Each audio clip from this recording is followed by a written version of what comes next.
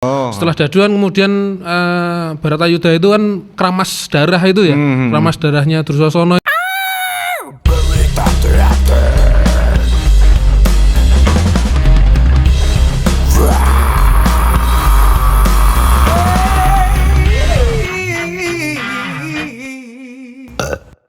Halo, salam jumpa, salam budaya.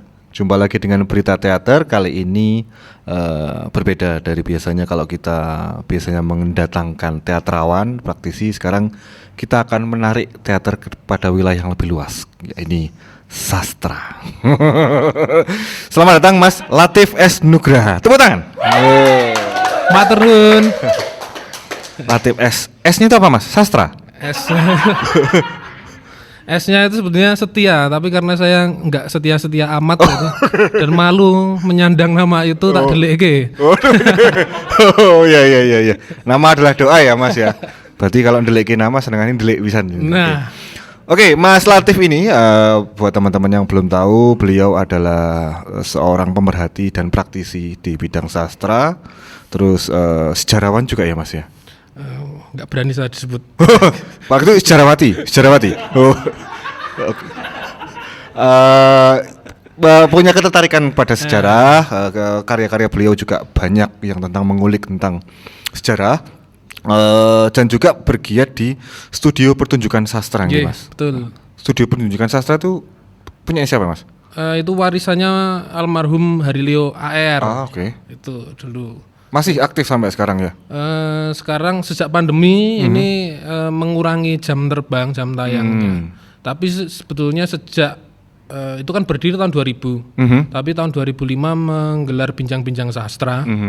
Rutin setiap bulan sekali, dan itu baru sejak 2005 itu terus menggelar acara itu, dan baru berhenti itu di bulan Februari 2020.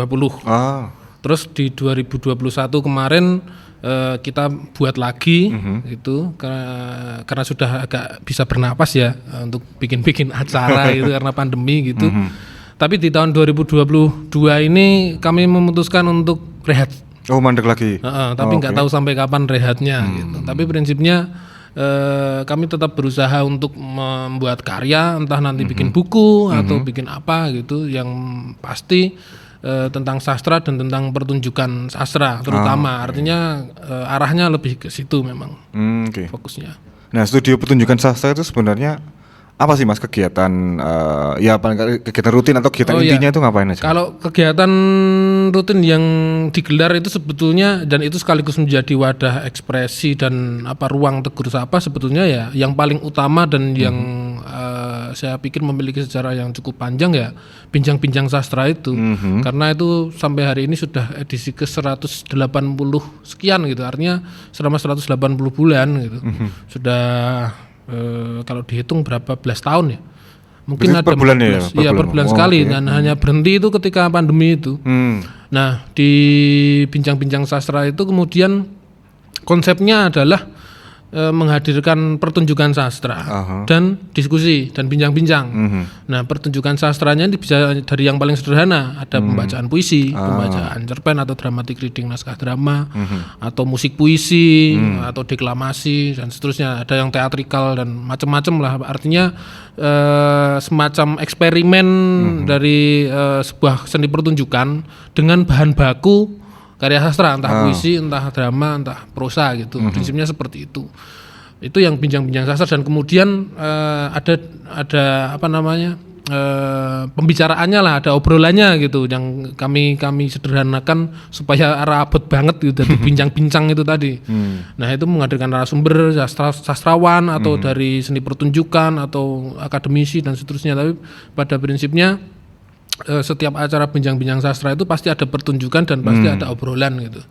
Nah, kalau selain itu kami juga mengumpulkan buku-buku, mengumpulkan karya sastra menjadi buku. Dua yang cukup menarik perhatian, cukup penting menurut saya, antologi karya leluhur sastra Indonesia di Yogyakarta. Jadi sastrawan-sastrawan yang menulis dalam bahasa Indonesia, baik itu cerpen, novel atau puisi gitu, yang sudah almarhum, kami kumpulkan dan sudah ada 2 jilid. Dan itu menakutkan bagi kami karena mau nggak mau kan harus ngabseni dan itu tidak kami inginkan gitu loh. Ngabseni siapa lagi ya sastrawan yang nggak ada itu, tapi itu kan menjadi PR dan itu kami menghentikan itu karena bebannya menjadi sangat berat dan kacau itu. Secara pribadi saya ini mengganggu pikiran gitu. Untuk yang buku antologi karya sastra itu, dan kami juga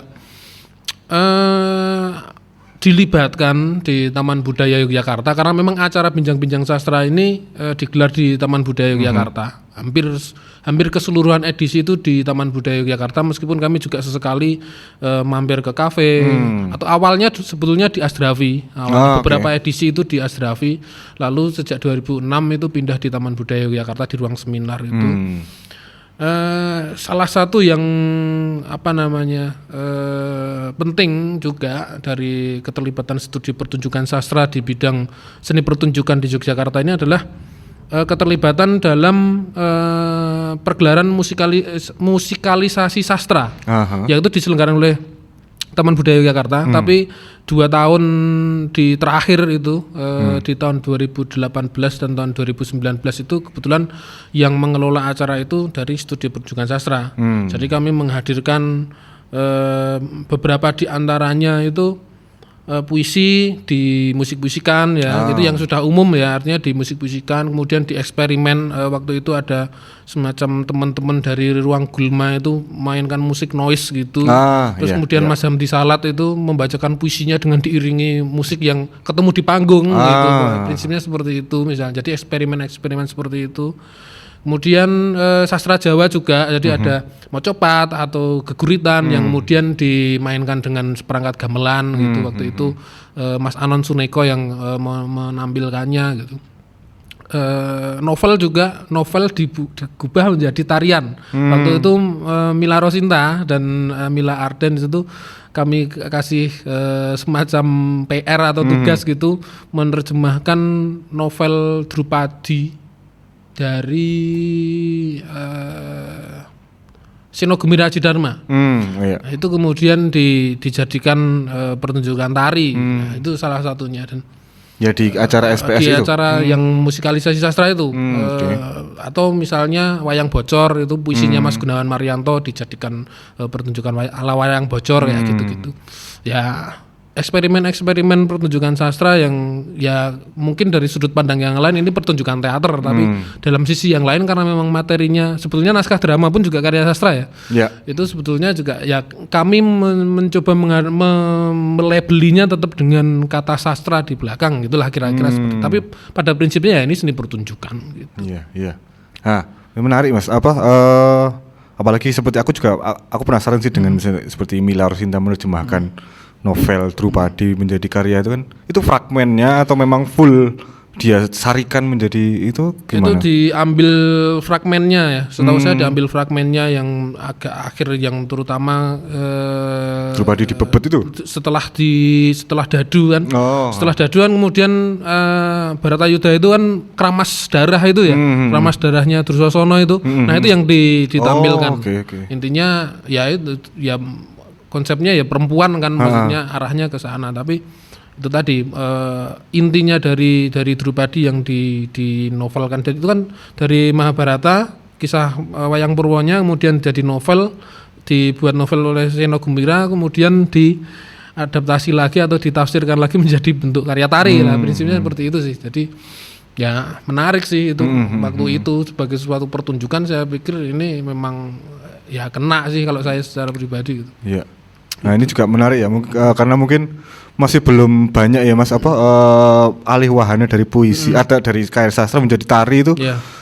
Walaupun mungkin sekarang koreografer sudah mulai banyak yang melirik ke arah sastra itu. Betul. Nah terus ini Mas, aku kadang sering kali penasaran bagaimana proses teman-teman ketika misalnya musikalisasi puisi, teatrikalisasi puisi, keterlibatan Mas sendiri di misalnya teman-teman SPS itu ketika mereka sedang berkarya, alih wahana itu menjadi ya itu musikalisasi teater itu gimana Mas?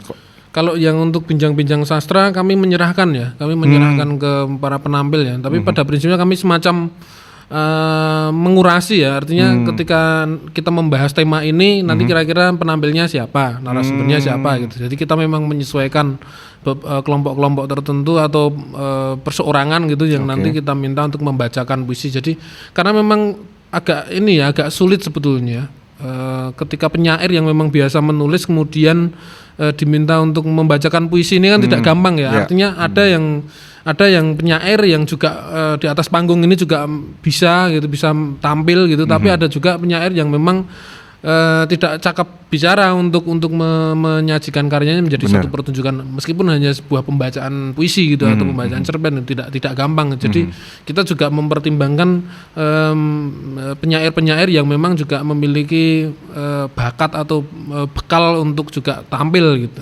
Itu untuk yang di acara bincang-bincang sastra. Kalau musik puisi ya biasanya ada memang beberapa kelompok itu yang memang sudah punya tabungan ya, maksudnya sudah punya karya gitu. Atau misalnya kita kasih beberapa puisi untuk silakan ini direspon gitu untuk nanti ditampilkan, itu juga bisa. Kalau yang terutama saya terlibat itu artinya dalam proses juga itu yang memang di musikalisasi sastra itu. Kami juga yang menentukan siapa yang akan tampil gitu kan. Kemudian kami yang menentukan karya-karya yang memungkinkan untuk ditampilkan gitu. Jadi ada semacam pendampingan itu yang di musikalisasi sastra itu. Itu pengalaman 2 tahun ini memang cukup penting lah saya pikir bagi saya pribadi maupun bagi studi pertunjukan sastra, sehingga SPS tidak hanya menjadi event organizer untuk menyelenggarakan acara bincang-bincang, tapi juga berkarya gitu, meskipun karya ini kemudian yang mengeksplorasi atau yang meng-create adalah orang lain, tapi setidaknya kami di belakang itu terlibat dalam mengonsep dan sudah membayangkan kalau nanti karya ini dipentaskan oleh kelompok ini seperti apa hasilnya dan sebagainya. Tuh ada pertimbangan-pertimbangan semacam itu gitu. Kalau sejauh ini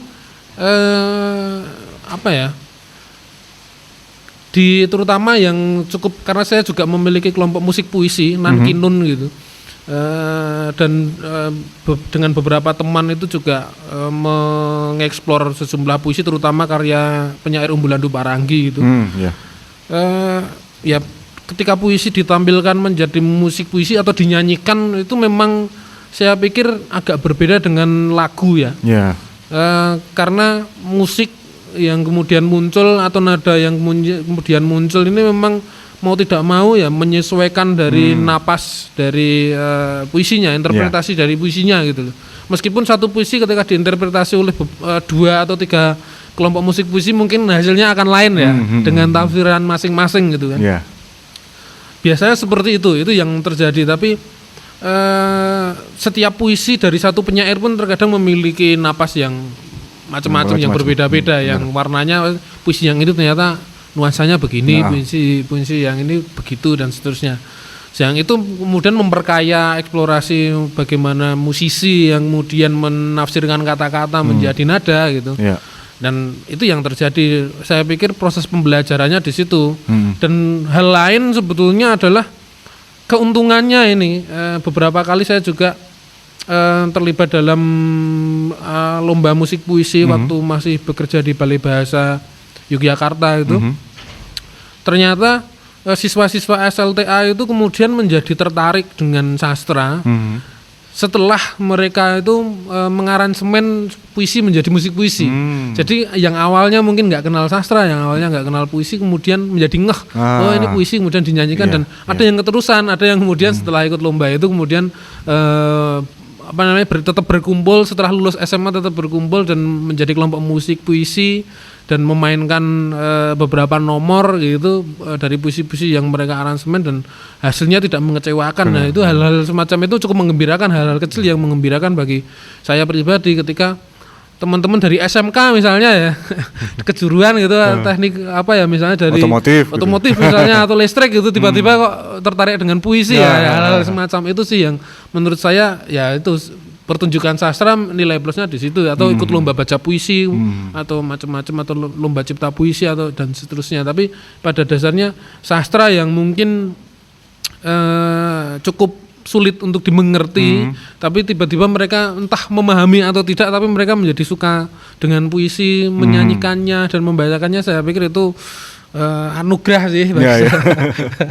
gitu. Itu untuk pengalaman-pengalaman yang saya jumpai sejauh ini sih kayak gitu.